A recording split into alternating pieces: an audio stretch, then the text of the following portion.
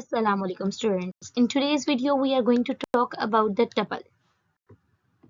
We will start the lecture from discussing some core concepts of a tuple. So tuple is denoted by round brackets. Tuple का जो first characteristic है that is immutability. Immutability का मतलब है कि once a tuple is created we cannot add, delete, update, means that we cannot perform any operation on a tuple. वो fixed है. एक दफा जब हमने create कर ली उसमें creation के time पे जितने elements होंगे वो उतने ही elements रहेंगे. हम उसमें later on add, delete कुछ भी operation perform नहीं कर सकते. The second characteristic of a tuple is ordered duplication. Tuple के जो elements होते हैं वो ordered होते हैं, यानी इसकी indexing 0, 1, 2 पे चलती है और इसके अंदर duplicate values को भी allow करता है ये. अब देखो मैंने एक tuple create किया है num के नाम से. num equal, equality के बाद मैंने round brackets use की हैं. round brackets tuple को denote कर लिया. अब इसके अंदर मैंने 4 elements को initialize किया है. 10, 10, 20, 30. तो 0 इंडेक्स पे है 10, 1 इंडेक्स पे है 10, 2 इंडेक्स पे है 20 और 3 इंडेक्स पे है 30. और 10, 10 दो दफा रिपीट हो रहा है क्योंकि ये टपल डुप्लीकेट वैल्यूज को अलाउ करती है. थर्ड इसका जो कंसेप्ट है that is heterogeneous. Tuple heterogeneous होती है, इसमें इंटीजर डाटा टाइप और स्ट्रिंग डाटा टाइप दोनों आ सकते हैं. मैंने एक और फिर से टपल क्रिएट किए हैं नम के नाम से. राउंड ब्रैकेट्स यूज किए हैं जो बता रही हैं कि टपल है, इसके 4 एलिमेंट्स हैं 10, 10 और 30. ये इंटीजर टाइप डेटा है और red रेड जो मैंने इसमें डाला है that is a string type data. Now we'll see how to create and access items in a tuple. तो इसको स्टार्ट करते हैं. मैंने क्रिएट किया एक नम के नाम से टपल जिसके एलिमेंट्स दिए हैं 10, 20 और 30. जब मैं प्रिंट नम लिखूंगी तो उसने पूरी एलिमेंट सारी टपल को प्रिंट कर दिया. अब मैं जब लिखूंगी इसमें 0 स्क्वायर ब्रैकेट के साथ लिखना है 0, तो उसने इंडेक्स 0 पे जो एलिमेंट पड़ा था 10 उसको रिटर्न किया. जब मैंने 2 लिखा तो उसने जो 2 एलिमेंट इंडेक्स पे एलिमेंट पड़ा था 30 उसको रिटर्न किया. अब जब मैं यहाँ पे लिख रही हूँ 3 आइटम है ही नहीं उसके अंदर तो उसने एरर जनरेट कर दिया. Now we'll do a program to find out if the value exists in a tuple or not. इसके लिए आपको फॉर लूप लगाने की जरूरत नहीं है, ये इफ स्टेटमेंट के साथ सिंपली वर्क करेगा. अब देखो मैंने एक टपल बनाया है नम के नाम से और उसके अंदर 4 एलिमेंट्स दिए हैं 10, 10, 20, 30. 10, 10 मैंने रिपीट किया है क्योंकि टपल डुप्लीकेट वैल्यूज को अलाउ करता है. अब लूप लगाने की जरूरत नहीं है, सिंपल इफ स्टेटमेंट से काम होगा. अब मैं लिख रही हूँ इफ 20 जो कि एक एलिमेंट है न इन कीवर्ड नम जो मैंने टपल का नाम रखा है, अगर यस होता है तो प्रिंट कर देगा नंबर फाउंड. जैसे मैंने 20 लिखा था उसने नंबर फाउंड किया तो उसने आंसर दे दिया. अब मैंने नंबर चेंज किया 60 जो कि टपल का एलिमेंट नहीं है, नम टपल का एलिमेंट नहीं है, तो अब उसने प्रिंट नहीं किया. अगर मैंने एल्स लगाया होता तो वो प्रिंट कर देता कि number not found. Now we will do a program to find out the occurrence of a certain number in a tuple. Means we have to find out the repetition of a number. अब मैंने एक tuple create की है नम के नाम से और उसको एलिमेंट्स दिए हैं 10, 10, 20, 30. 10 दो टाइम रिपीट हो रहा है. तो अब मैंने फाइंड आउट करना है तो कि कितनी टाइम एक नंबर रिपीट हो रहा है उसकी अकरेंस फाइंड आउट करने के लिए तो मैं मेथड यूज करूंगी डॉट काउंट का मेथड. मैंने प्रिंट की स्टेटमेंट के अंदर ही सिंपली लिखा है num डॉट काउंट का मेथड और उसके अंदर कॉल किया है नंबर जिसको मैं फाइंड आउट करना चाह रही हूँ. पहले अटेम्प्ट में मैंने इसमें 10 लिखा, 10 दो टाइम रिपीट हो रहा था तो उसने आंसर में 2 लिखा. और दूसरे अटेम्प्ट मैंने इसके अंदर 30 लिखा, 30 1 टाइम रिपीट हो रहा था तो उसने काउंट में 1 रिटर्न किया. Now we will see some of the functions that are supported by a tuple. So मैंने एक टपल क्रिएट किया नम के नाम से, वही टपल है उसके अंदर एलिमेंट्स हैं 10, 10, 20 और 30. 4 एलिमेंट्स हैं और 10 रिपीट हो रहा है. अब मैंने करना है इसके अंदर मैक्स का फंक्शन. सबसे पहले तो प्रिंट के अंदर ही मैं मैक्स लिख रही हूँ, मैक्स और ब्रैकेट के अंदर नम लिखूंगी तो उसने मुझे रिटर्न कर दिया मैक्सिमम नंबर. इसी तरह मैंने मिन लिखा तो उसने मुझे मिनिमम नंबर रिटर्न कर दिया. जब मैं इसमें लेंथ लिखूंगी तो वो इसकी लेंथ यानी 4 एलिमेंट्स रिटर्न करेगा और जब मैं इसमें सम लिखूंगी तो इन चारों एलिमेंट्स को सम करके रिटर्न कर देगा. Now we will understand how sorted dot index and dot count works for a tuple. तो पहली बात यह है कि डॉट इंडेक्स और dot count they are the methods.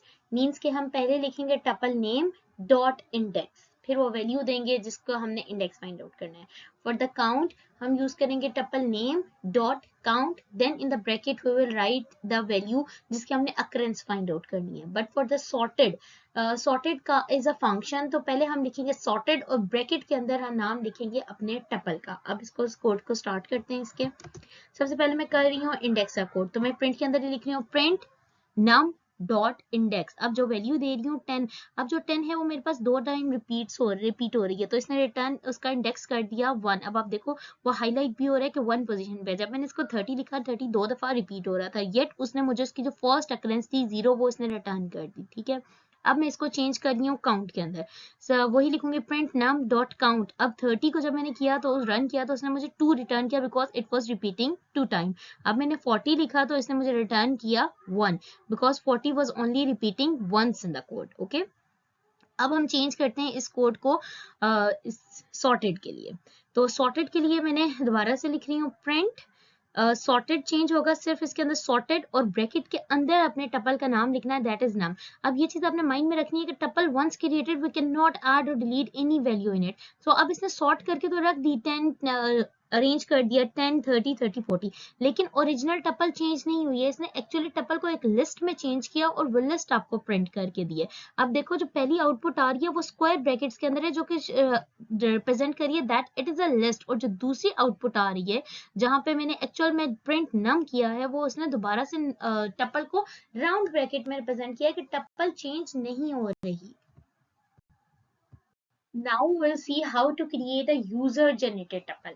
User created के लिए हमें पता है कि हम फॉर लूप लगाएंगे, हर बार यूजर से वैल्यू लेते जाएंगे, उसको ऐड करते जाएंगे, but this method can not work for a tuple, क्योंकि टपल वंस क्रिएट हो जाएगी तो हम उसमें कोई वैल्यू ऐड और रिमूव नहीं कर सकते।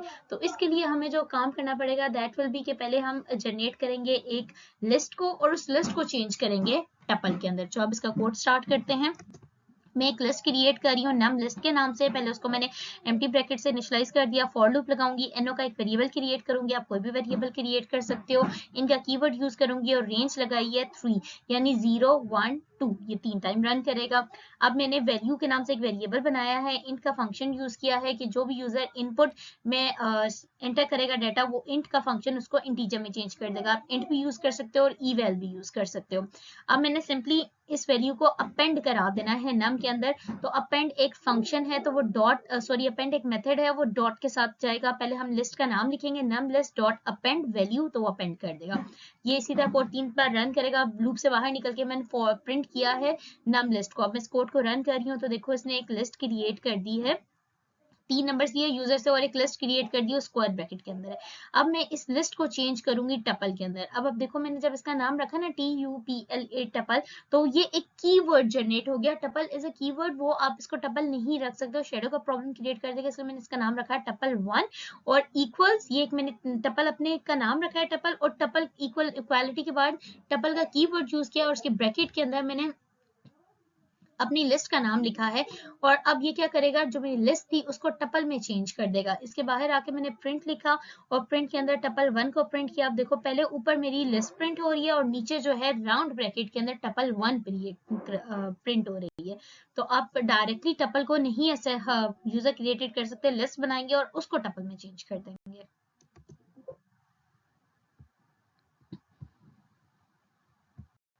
Now we learn how to unpack a tuple. इसको हम एक प्रैक्टिकल एग्जांपल से करेंगे। बहुत आसान है, मींस के टपल के इंडिविजुअल एलिमेंट्स को एक वेरिएबल में स्टोर करना और उन वेरिएबल को असेस कर देना, प्रिंट कर देना। तो मैंने स्टार्ट करते हैं, इसका कोड मैंने से पहले से ही लिखा हुआ है। अब देखो मैंने एक लोकेशन के नाम से टपल बनाई है जिसको 2 कोऑर्डिनेट दिए हैं। टपल हम उन्हीं सिनेरियोज में यूज करते हैं जहां हमारा डाटा चेंज नहीं हो रहा, जैसे लोकेशन का डाटा हो गया। अब मैंने लोकेशन के डाटा को 2 वेरिएबल में स्टोर कराया, लैटिट्यूड और लॉन्गिट्यूड। अब मैंने पहले प्रिंट किया है कि आपकी लोकेशन है, दूसरे में प्रिंट किया लैटिट्यूड और एक में प्रिंट कर दिया उसका लॉन्गिट्यूड। और अब इस कोड को जब मैं रन कर रही हूँ तो उसने मुझे लैटिट्यूड और लॉन्गिट्यूड दोनों को अनपैक करके दे दिया। इसका हरगिज ये मतलब नहीं है कि टपल खत्म हो गया, टपल उधर ही रहेगी। अब मैं इसको प्रिंट कर रही हूँ, प्रिंट जो ओरिजिनल टपल है वो लोकेशन के नाम से है, प्रिंट लोकेशन। तो उसने अब मुझे नीचे टपल को भी प्रिंट कर दिया है। तो टपल खत्म नहीं हुए, जस्ट वो अनपैक हुई है। मतलब उसने अपने 2 एलिमेंट से तो दोनों एलिमेंट को सेपरेट वेरिएबल्स में डाल दिया, 3 होते तो 3 वेरिएबल्स में उसको डाल के उसको हम प्रिंट कर सकते थे।